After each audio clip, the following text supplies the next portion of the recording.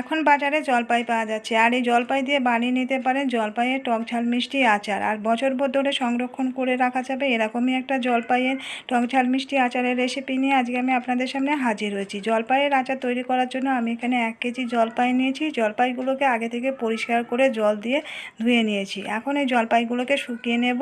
শুকিয়ে নেওয়ার জন্য আমি একটু রোদ্দুরে দিয়ে দিচ্ছি থালার মধ্যে। আপনারা চাইলে কাপড় দিয়ে মুছেও নিতে পারেন।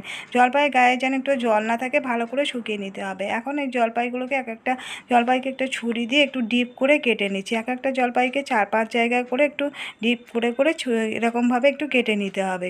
কাটার সময় যেন ছুরিটা আঁটির মধ্যে ঠেকে যায় এরকমভাবে কাটতে হবে। সবগুলো জলপাইকে আমি কেটে নিয়েছি একই রকমভাবে।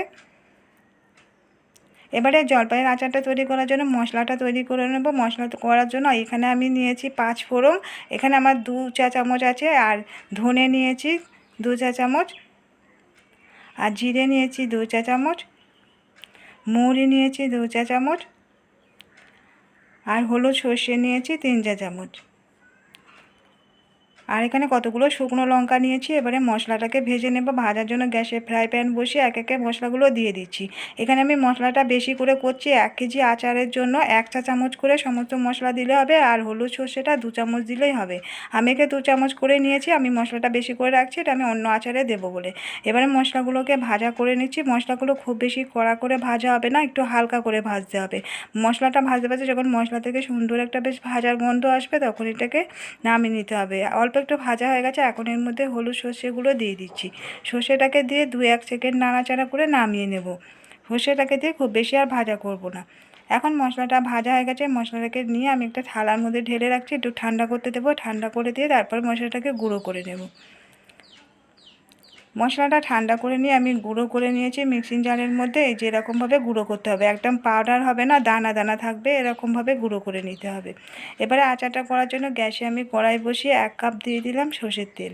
তেলটাকে দিয়ে খুব ভালো করে গরম করে নিতে হবে। তেলটা থেকে যখন সর্ষের তেলের কাঁচা গন্ধটা চলে যাবে, ধোঁয়া উঠবে, তখন এর মধ্যে দিয়ে দিচ্ছি 1 চা চামচ 5 ফোড়ন। এবারে এর মধ্যে জলপাইগুলোকে দিয়ে দিচ্ছি।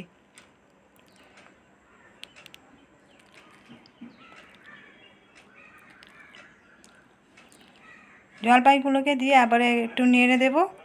আর দিয়ে দিচ্ছি এর মধ্যে শুকনো লঙ্কাগুলো আমি বোটাগুলোকে ছাড়িয়ে ফেলে দিয়েছি। শুকনো লঙ্কাগুলো আর জলপাইগুলোকে দিয়ে এবার একটু খুন্তির সাহায্যে নাড়াচাড়া করে দিচ্ছি। জলপাইগুলো তেলের মধ্যে এভাবে নাড়তে নাড়তে জলপাইগুলো আস্তে আস্তে সিদ্ধ হয়ে যাবে, এগুলো দেখবেন গলেও যাবে। আর এখন দিয়ে দিলাম এর মধ্যে 1 চা চামচ লাল লঙ্কার গুঁড়ো, আর হাফ চা চামচ দিয়ে দিলাম হলুদের গুঁড়ো।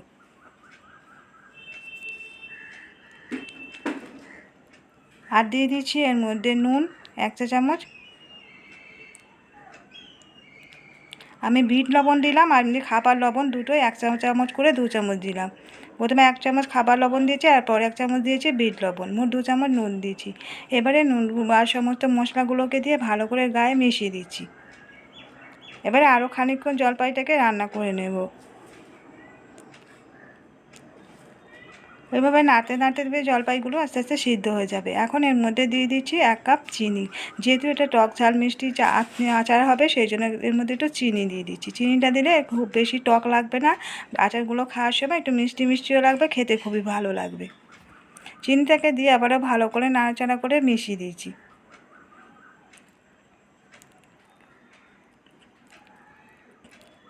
এখন এর মধ্যে যে মশলাটাকে ভেজে রেখেছিলাম সেই ভাজা মশলাটাকে দিয়ে দিচ্ছি 4 চামচে 3 চামচ। ভাজা মশলাটাকে দিয়ে এবারে মিশিয়ে দেব। আর দিয়ে দিচ্ছি ভিনিগার, হাফ কাপ দিয়ে দিলাম। ভিনিগারটা দিলে এই জলপাইয়ের আচারগুলো অনেক দিন অবধি সংরক্ষণ করে রেখে দেওয়া যাবে, এখন 1 বছর ধরে এটাকে রেখে দেওয়া যাবে। ভিনিগার আর মশলাটাকে দিয়ে ভালো করে নাড়াচাড়া করে মিশিয়ে দিয়ে তারপরে এটাকে নামিয়ে নেব। এখন এটাকে নামিয়ে নিয়ে ঠান্ডা করতে দেবো। ঠান্ডা হয়ে গেলে তারপরে জলপাইয়ের আচারগুলোকে কোনো কাচের বয়মের মধ্যে রেখে দিলে এখন বছরভর ধরে এই আচারগুলোকে খাওয়া যাবে। তো বন্ধুরা, কেমন লাগলো আজকের রেসিপিটা কমেন্ট করে জানাতে ভুলবেন না। ভালো লাগলে একটা লাইক দিয়ে দেবেন, শেয়ার করে দেবেন। এবার সাবস্ক্রাইব করে রাখার রিকোয়েস্ট করলাম নতুন বন্ধুদের কাছে। পাশে থাকা বেল বাটনটিকে অন করে রাখবেন, যখনই নতুন ভিডিও আপলোড করব নোটিফিকেশানে আপনাদের কাছে পৌঁছে যাবে। এখন এই জলপাইয়ের আচারগুলো ঠান্ডা হয়ে গেছে, আমি একটা কাচের বয়মের মধ্যে তুলে রেখে দিচ্ছি। আর এই আচারগুলোকে রোদ্দুরে দেওয়ারও কোনো দিতে লাগবে না, রোদ্দুরে দেওয়ার ঝামেলা ছাড়াই এরকম আচার তৈরি করে বছরভর ধরে সংরক্ষণ করে রেখে দেওয়া যায়।